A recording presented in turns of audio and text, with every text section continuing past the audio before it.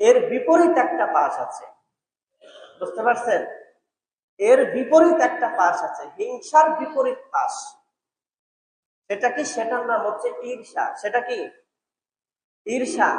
ঈর্ষা মানে কারোর মধ্যে আপনি ভালো কিছু দেখেছেন, ভালো কোনো নেয়ামত আপনি পেয়েছেন, যে আপনার ভাই পেয়েছে অথবা আপনার চাচা পেল অথবা আপনার এলাকার অন্য কেউ পেল, আপনি দেখলেন যে সে ভালো পাইল, এটা নিজেও পাওয়ার কামনা করা।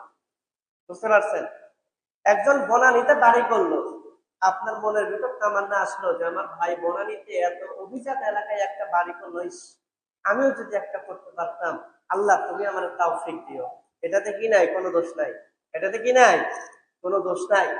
আরেকজনে এমন জায়গা, এমন একটা পজিশন দেখে জায়গা কিনেছে, 3 বছর পরে জায়গার দাম বেড়ে গেছে, যে দামে কিনেছে তার চেয়ে বেড়ে গেছে।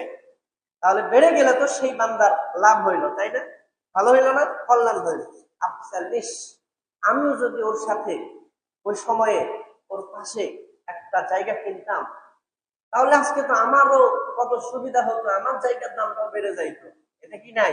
কোনো দোষ নাই। একজনে ভালো ব্যবসা করে, খুব চমৎকার ব্যবসা করে, ব্যবসায় খুব লাভবান হয়, যা মূলধন ব্যয় করেছে তার চেয়ে বেশি লাভ হয়। আপনি চিন্তা করেন, আমি যে কেন ওর সাথে ব্যবসাটা শুরু করলাম না, আমি করলে তো আজকে আমারও অনেক অবস্থান ভালো থাকতো, আমারও তো ব্যবসায় আজকে লাভ হইতো। এটা করা কি জায়েজ? এটা করা কি জায়েজ? এতে কোনো সমস্যা নাই, এতে কোনো ক্ষতি হবে না, কারণ এখানে কারোর কোনো খারাপ কামনা করা হইল না। আপনি কারোর খারাপ চাইলেন এখানে, আপনি কিন্তু কারোর খারাপ আপনি চাইলেন না, এই কারণে এটা কি জায়েজ। তবে হিংসা করাও জায়েজ। কি বললাম?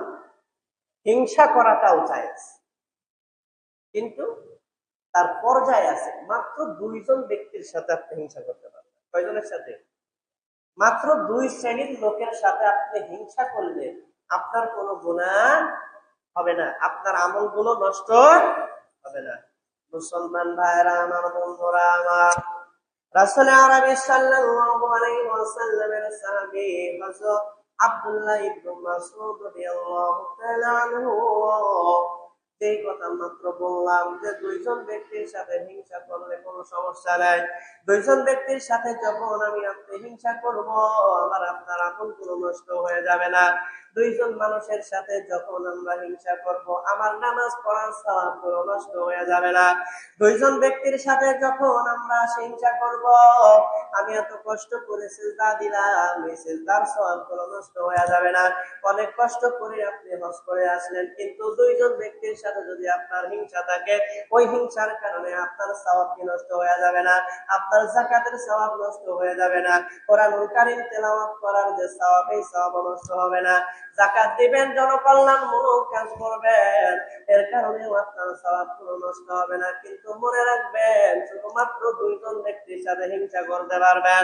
নবীজি সাল্লাল্লাহু আলাইহি ওয়াসাল্লামের সাহাবী হযরত আব্দুল্লাহ ইবনে মাসউদ রাদিয়াল্লাহু তাআলা আনহু নবীজি সাল্লাল্লাহু আলাইহি ওয়াসাল্লাম থেকে বর্ণনা করেছেন, আমার আপনার নবী বলেন, লা হাসাদা ইল্লা ফি ইথনাতাইন, রাজুলুন আতাহু আল্লাহু মালান ফাসাল্লাতাহু আলা হালাকাতিহি ফিল হাক্কি, ورجل آتاه الله حكمة فهو يقضي بها ويعلمها।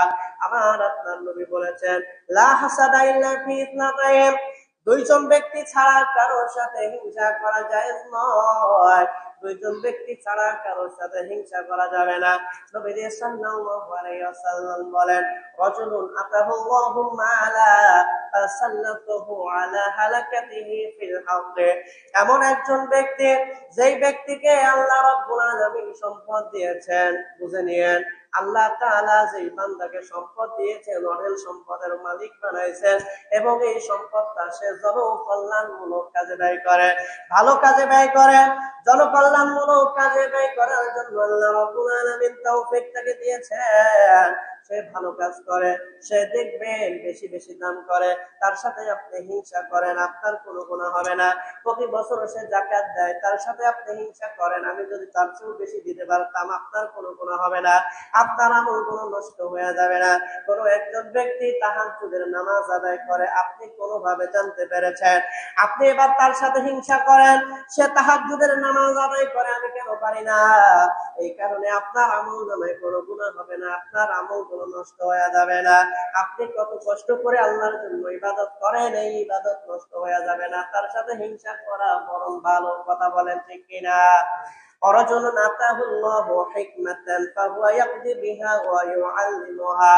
এবং আরেকজন হলো আল্লাহ রাব্বুল আলামিন তার যে বান্দাকে কোরআনের জ্ঞান দান করেছেন, আল্লাহ রাব্বুল আলামিন তার যে বান্দাকে হাদিসের জ্ঞান দিয়েছেন, যেই বান্দাকে আল্লাহ রাব্বুল আলামিন ভালো জ্ঞান দিয়েছেন, আল্লাহ রাব্বুল আলামিন যাকে ভালো জ্ঞান দিয়েছেন, তার সাথে যদি আপনি হিংসা করেন, আহারে কত সুন্দর করে কথা বলে, কোরআন থেকে কথা বলে।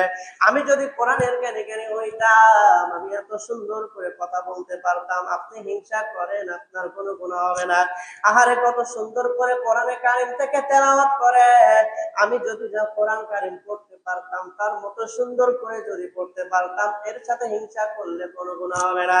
আহারে মানুষ তার কত সম্মান, ছাত্ররা তাকে কত ভালোবাসে, মানুষেরা তাকে কত মহব্বত করে।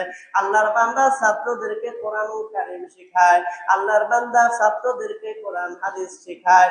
এই দুইটা ব্যক্তির সাথে যদি আপনি হিংসা করেন, আমার নবী বলেন এদের সাথে হিংসা করলে কোনো গুনাহ হবে না। তাহলে প্রথম নাম্বার ব্যক্তি হলো যেই ব্যক্তিকে আল্লাহ রাব্বুল আলামিন সম্পদ দান করেছেন, আর এই সম্পদ নিয়ে সে ভালো কাজে ব্যয় করে, যাকাত দেয়, জনকল্যাণমূলক কাজ করে, মানুষের উপকার করে, প্রতিবেশীদের উপকার করে, দরিদ্র মানুষের উপকার করে, তার সাথে যদি আপনার হিংসা হয় কোনো গুনাহ নাই। আরেক ব্যক্তি হলো যেই ব্যক্তিকে আমার আপনার মালিক আল্লাহ রাব্বুল আলামিন কোরআনুল কারীমের জ্ঞান দিয়েছেন, ওই ব্যক্তির সাথে যদি আপনি হিংসা করেন, হাদিসের জ্ঞান আল্লাহ যাকে দিয়েছেন, কোরআনের কথা যে বলে, হাদিসের কথা যে বলে, কোরআন যে শিখায়, হাদিস যে শিখায়, তার সাথে যদি আপনি হিংসা করেন, আমার নবী বলেন আপনার কোনো গুনাহ হবে না। সুবহানাল্লাহ, আরো জোরে বলেন সুবহানাল্লাহ। দেখছেন, এই যে দুইটা গুণ বলা হইলো, এই দুইটা গুণ অর্জন করাও অত্যন্ত কঠিন, তাই না? সম্পদ আছে কিন্তু দান করার মূল মানসিকতা একেবারেই নাই, এমন লোক আছে না? সম্পদ আছে, শুধু বাড়ানোর চিন্তায় থাকে, মানুষের যে উপকার হবে এগুলো করতে চায় না, মানুষের কল্যাণ হবে এগুলো করতে চায় না, আছে না? কিন্তু যে করে, আল্লাহর অনেক বান্দা আছে লক্ষ লক্ষ টাকা প্রতি বছর যাকাত দেয়, আপনি তার সাথে হিংসা করেন, আহারে যদি তার মতো পারতাম, আপনার কোনো গুনাহ হবে না। তাহাজ্জুদের নামাজ পড়ে, আপনি নামাজই পড়তে পারেন না, আপনার মনে যদি হিংসা আসে, ইসরে চাচা তাহাজ্জুদের নামাজ পড়ে আর আমি নামাজ পড়তেই যাইতে পারি না, এই হিংসাতে আপনার কোনো গুনাহ। তাহলে এই দুইটা গুণ অত্যন্ত ভালো গুণ, তাই না? কোরআন পড়ে, কোরআন শিখায়, কোরআন শোনায়, আল্লাহর কথা বলে, এই ব্যক্তির সাথে হিংসা করলে কোনো গুনাহ হবে না। আর যে সম্পদশালী আল্লাহর জন্য তার সম্পদকে অকাতরে বিলাইতে থাকে, তার কোনো গুনাহ হবে না, হিংসা করলে তার সাথে কোনো গুনাহ